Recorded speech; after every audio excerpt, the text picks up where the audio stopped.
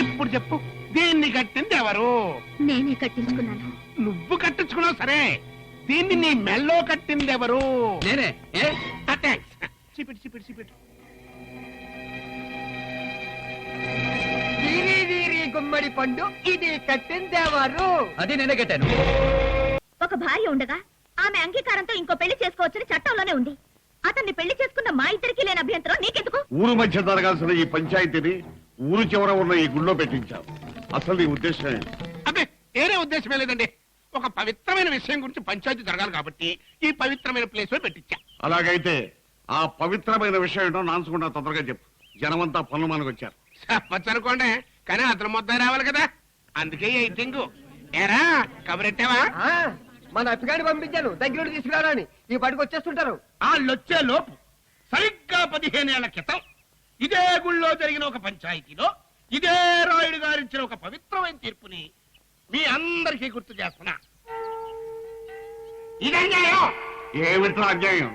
తాళి కట్టిన పిల్ల ఉండగా ఇంకో అమ్మాయి మెడలో తాళి కట్టడం న్యాయమా? ఆహాహా, తాళి కట్టిన మా తమ్ముడు తప్పైతే మరి కట్టించుకున్న ఈవిడి గారి సంగతి ఏంటంట చెప్పండి. సంతూరుడి కన్నా పరాయుడిది ఎక్కువైపోయిందా మీకు? ఏమమ్మా, అతని చేత ఇష్టపడే తాళి కట్టించుకున్నావా? అవునండి. ఆయన్నారుగా ఈయన తనకు పెళ్లి అవలేదని, వెనక ముందు ఎవరు లేరని నన్ను నమ్మించి నాకు తాళి కట్టాడండి. అంటే నిన్ను మోసం చేసి పెళ్లి చేసుకున్నాడు అంతేగా?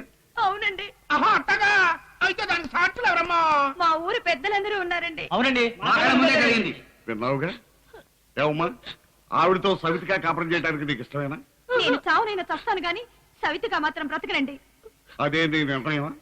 అవునండి. సరే, నేనిచ్చే తీర్పు వినండి. ఈ గడిచేటి గంగరాజు లింగరాజు వాళ్ళ ఉమ్మడి ఆస్తిలో వంచన చేయబడ్డ ఈ అమ్మాయి బ్రతుకుతెరువు నిమిత్తం 10 ఎకరాలు రాసిమ్మంటారు. స్టాంపు కాగితాలు తెచ్చుకో అమ్మా. మీ అబ్బగారు రాసిన ముల్లి మా దగ్గర ఉంది. నేను మా తమ్ముడు ఏలు ముద్దరు లేసేస్తాం. ఏంటే ఇది మేము మా అబ్బా తొంటి కాళ్ళు తొంటి చేతులు వేసుకుని కష్టపడి చెమటొచ్చి సంపాదించిన సొమ్ము. ఇందులోంచి 10 ఎకరాలు కాదు కదా, 10 అంగుళాలు ఇవ్వడానికి కూడా నేను ఒప్పుకోను. నువ్వు ఒప్పుకునేదంటాయా? అయ్యగా తీర్పిచ్చాక ఎవడికి రాయగారు నాకు శిక్ష వాడేవాడ్రా? నా బతుకు నా ఇష్టం. ఈ విషయాలు ఎవడన్నా జోక్యం చేసుకున్నాడో పుచ్చలగిరిపోతాయి. ఎంత మాటలు నీకు పిచ్చెక్కిందా? అయ్యా రాయుడు గారు, మా వాడు తెలియక మిమ్మల్ని ఏవేవో అనేసాడండి, దయించండి, క్షమించండి. వాడు తిట్టింది నన్ను కాదు గంగరాజు, ఈ ధర్మపీఠాన్ని. వాడు అవమానించింది ధర్మదేవతను. అందుకే వాడికి గుండు కొట్టించి గాడిద మీద ఎక్కించి ఊరేగించాలి. ఆ అమ్మాయిని మోసం చేసి పెళ్లి చేసుకున్నందుకు 10 ఎకరాలు మనవర్తిగా రాసివ్వాలి. ఈ ఊరి కట్టుబాటుకు విరుద్ధంగా 2 పెళ్లిళ్లు చేసుకున్నందుకు ఈ ఊరి నుంచి బహిష్కరించాలి. ఇది ఈ ఊరి పెద్దగా నేను ఆ గడిచేటి లింగరాజుకు విధిస్తున్న శిక్షలు. అయ్యా రాయుడు గారు, నన్ను మా తమ్ముడి నుంచి ఏరు చేయబాకండి. కావాలంటే ఈ పిల్లకి 10 ఎకరాలు ఇచ్చేస్తాం. మీ కాళ్ళు పట్టుకుంటాను.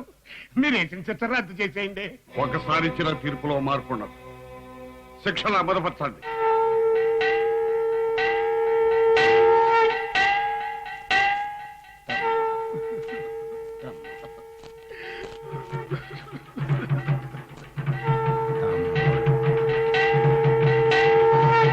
గుర్తొచ్చింది కదండి, మర్చిపోవడానికి ఇదేమన్నా మామూలు సంఘటన. ఆ రోజున మా తమ్ముడు పెళ్ళా ఉండంగా ఇంకో దాన్ని కట్టుకున్నాడు అన్న చిన్న తప్పుకి అంత పెద్ద శిక్ష చేశారు. అది చిన్న తప్పు ఎలాగవుతుంది? ఆ పోనీ మీరు అనుకున్నట్టుగా అది పెద్ద తప్పే అనుకోండి. మరి ఆ రోజున మా తమ్ముడు చేసిన అదే నేరాన్ని ఈ రోజున ఈ ఊళ్ళో ఇంకొకడు చేశాడు. ఇంకొకటి చేశాడా? ఎవడవాడు? ఎవడు అన్నది పక్కన పెట్టండి. ముందు నాకు మొక్క చెప్పండి. రోజులు మారాయి అన్న కారణంగా మీ తీర్పులో ఏం మార్పు ఉండదు కదా? ముమ్మాటికి ఉండదు. తప్పు చేసిన వాడిని వదిలేస్తే అందరూ వాడిని అనుసరిస్తారు. అందుకని ఆ తప్పు నువ్వు చేసినా నేను చేసినా చివరికి పైన ఆ దేవుడే చేసినా శిక్ష అనుభవించక తప్ప. పాపం పైన ఉన్న దేవుడిని ఎందుకులేండి డిస్టర్బెన్స్ చేయటం. ఎనేస్తున్నా అని సాకింగ్లు మాత్రం ఇవ్వకండి. ఆ తప్పు చేసింది ఎవరో కూడా కాదు, మన మధ్యలో తిరుగుతున్న మీ దేవుడే.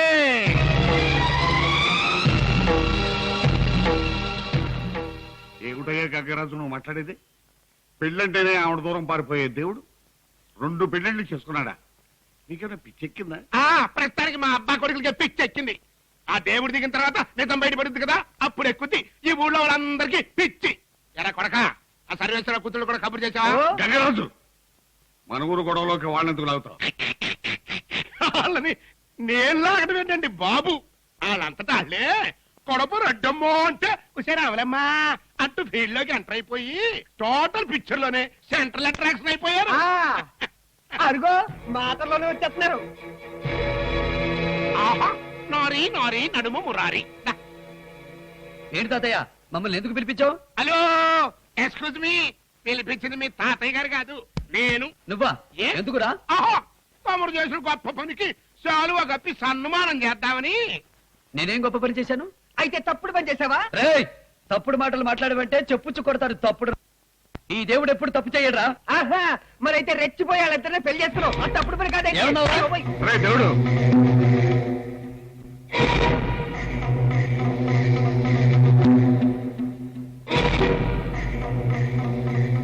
హలో శాంతమ్మ, ఓల్డెన్ ఓల్డెన్ అలా సైడ్ అయిపోతే ఎలాగా? అసలు సెంటర్ ఫిగర్ నువ్వే కదా. ఏది నీ మెల్లో ఉన్న ఆ లైసెన్స్ బిళ్ళ తీసి మా అందరికి ఒకసారి సీపెట్టు. చూడమ్మయ్యా, నువ్వా పెద్దింటి పిల్లవి, మా అడంగుని పిలిచి బలవంతంగా దాన్ని బయటికి తీయించావనుకో, అదంత మర్యాదగా ఉండదు. మరి అంత ఫీల్ అవ్వకమ్మా, తప్పదు.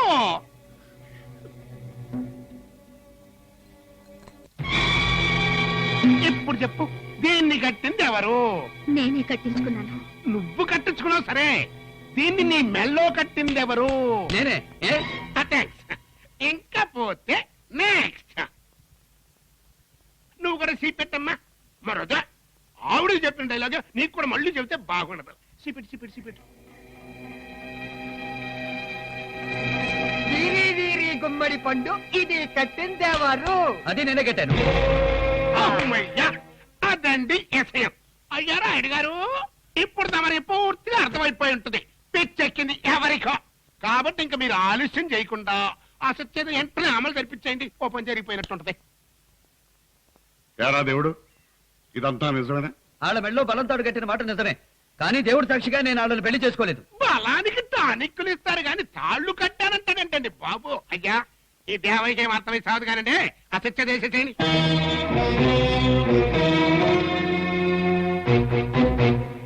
సరే, మన ఊరి కట్టుబాటుకు విరుద్ధంగా ఇద్దరిని తొందరపడి అమాయకుడిని శిక్షించకండి. దుర్గమ్మ, ఇలా పంచాయతీలో మీ ముందుకొచ్చి మాట్లాడుతున్నందుకు నన్ను క్షమించండి అయ్యా.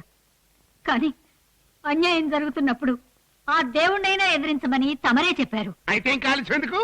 గుళ్ళోకెళ్ళా దేవుని ఎదిరించు. అంతేగాని మదర్ సెంటిమెంట్ తో తప్పు చేసిన ఈ దేవుడిని సమర్థించావంటే ఈ ఊరు ఊరుకోదు. నిజమే గంగరాజు గారు, ఈ ఊరు ఊరుకోదు. ఎందుకంటే ఈ ఊళ్ళోనే దొరికి మనందరి ముందు కళ్ళు తెరిచి ఊళ్ళో అందరి తలల్లో నాలుగులాగా పెరిగాడు కదా వీడు. అందుకే ఈ ఊరు ఊరుకోదు. వీడికి ఊహ తెలిసిన రోజు నుంచి ఈ రోజు వరకు ఎవరికైనా ఉపకారమే తప్ప అపకారం చేయలేదు కదా వీడు. అందుకే ఈ ఊరు ఊరుకోదు. ఈ ఊరి తల్లుల పాలు తాగి పెరిగినందుకు ఒక పెద్ద పాలేరులాగా ఊళ్ళో అందరికీ ఊడిగంచేస్తూ వాళ్ళ రుణం తెచ్చుకోవాలని చూస్తున్నాడు కదా వీడు. అందుకే బాబు ఈ ఊరు ఊరుకోదు. ఇంక చాలా ఆపుతల్లి. ఇందాక నుంచి నీ పెంపుడు కొడుకు గొప్పతనం గురించి ఓ డప్పు కొట్టుకుంటున్నా. ఆడెవడెవడికో సాయం చేస్తే నాకేంటి? నాకు కానీ నా కుటుంబానికి కానీ ఎంత ఇదిగో ఎంత సాయం చేయలేదు, నేను చేయించుకోలేదు. ఏంటి నీకేమీ చేయలేదా? సత్యం. ఒక్కసారి గతాన్ని గుర్తు తెచ్చుకో గంగరాజు. ఆ రోజుడే గనక తన ప్రాణాలకు తెగించి గండిపడ్డ చెరువుకు అడ్డుపడి ఉండకపోతే ఈ ఊళ్ళో ముందుగా కొట్టుకుపోయి ఉండేది నీ కొంపే. ఆ రోజు నా బిడ్డ ఆ పని చేసి ఉండకపోతే ఈ రోజు తీర్పు వినడానికి వీళ్ళు ఉండేవాళ్ళు కాదు, శిక్ష వేయడానికి పంచాయతీ ఉండేది కాదు. రాయుడు గారు, ఈ ఊరు నుంచి దేవుణ్ణి వెలివేయడానికి మీరు నిర్ణయించుకుంటే అలాగే చేయండి. కానీ ఈ దేవుణ్ణి వెలివేసే ముందు ఇంకో నలుగురిని ఊరి నుంచి వెలివేయాల్సి ఉంటుంది. ఇంకో నలుగురా? ఎవరమ్మా వాళ్ళు? ఈ ఊరికి తూర్పున ఉన్న, ఉత్తరాన ఉన్న, దక్షిణాన ఉన్న, ఊరి చివరినున్న ఈ వీళ్ళందరూ 2 పెళ్లిళ్ళు చేసుకున్న వాళ్లే, ఇద్దరు భార్యలు ఉన్న వాళ్లే. అయ్య బాబాయ్ బాబాయ్ బాబాయ్ బాబాయ్, ఎంత గొప్ప లాజిక్ లాగేసిందండి పట్నం పిల్ల. చూడమ్మా, వాళ్ళంతా దేవుళ్ళు అవతార పురుషులు దేవుడు అని పేరు పెట్టుకున్నంత మాత్రంతో ఈడు దేవుడైపోడు. అయ్యా నువ్వు ఆ గంగరాజు చూడమ్మా, దేవుళ్ళకి మనుషులకి సామ్యమా? ఉంది రాయుడు గారు. అందరూ దేవుళ్ళకి పూజలు చేస్తారు, నైవేద్యాలు పెడతారు, కోరికలు కోరతారు. కనిపించని ఆ దేవుడు ఏనాడైనా వీళ్ళ కోరికలు తీర్చాడో లేదో నాకు తెలియదు గాని ఈ దేవుడు మాత్రం దేవుడు అని పిలవగానే వాళ్ళు తన వాళ్ళు కాకపోయినా, తనకి ఏ సంబంధం లేకపోయినా, తనకేంటి అన్న ఆలోచన లేకుండా అందరికీ సహాయం చేసే పెద్ద మనసున్నవాడు. అలాంటి మనసున్న మనిషి కంటే నా దృష్టిలో ఏ దేవుడు గొప్ప కాదు. అటువంటి ఈ దేవుణ్ణి ఊరి నుంచి వెలివేయడం న్యాయమా? మీరే చెప్పండి. వాగక్క. రాయుడు గారు, ఆ రోజు గంగరాజు గారి తమ్ముడికి శిక్ష వేసినప్పుడు పంచాయతీకి ఎవరు కంప్లైంట్ చేశారు? ఈ గంగరాజు మరణలు. ఇప్పుడు దేవుడి మీద కంప్లైంట్ చేసింది ఎవరు? మీ దేవుడు కట్టుకున్నది మమ్మల్ని, కంప్లైంట్ చేసింది మేము. మధ్యలో నువ్వెవరు? మాకు చుట్టవా బంధువా? హలో మేడం, ఒక బాధ్యత గల పౌరుడిగా, as a citizen of this village గా మా డాడీకి వెయిట్ రైట్ ఎప్పుడు ఉంటాయి. ఇది విలేజ్ సమస్య. Shut up. ఇది మా పర్సనల్ విషయం. ఒక భార్య ఉండగా ఆమె అంగీకారంతో ఇంకో పెళ్లి చేసుకోవచ్చని చట్టంలోనే ఉంది. అతన్ని పెళ్లి చేసుకున్న మా ఇద్దరికి లేని అభ్యంతరం నీకెందుకు? ఇదిగో మళ్ళీ మీరు కూడా పెళ్ళంటారు. అసలు మీకు నాకు ఏ సంబంధం లేదంటే నేను పోతున్నాను. ఒరేయ్ దేవుడు, ఈ ఊరికి నాకు ఏ సంబంధం లేదు. నేను అసలు వాళ్ళని పెళ్లి చేసుకోలేదు.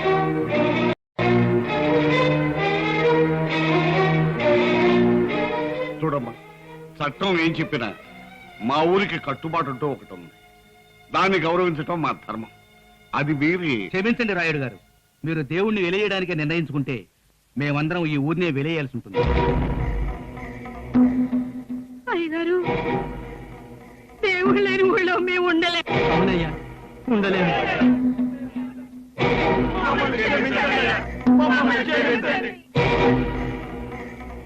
ఝన్ ఝన్ ఝన్ తెలుగు వన్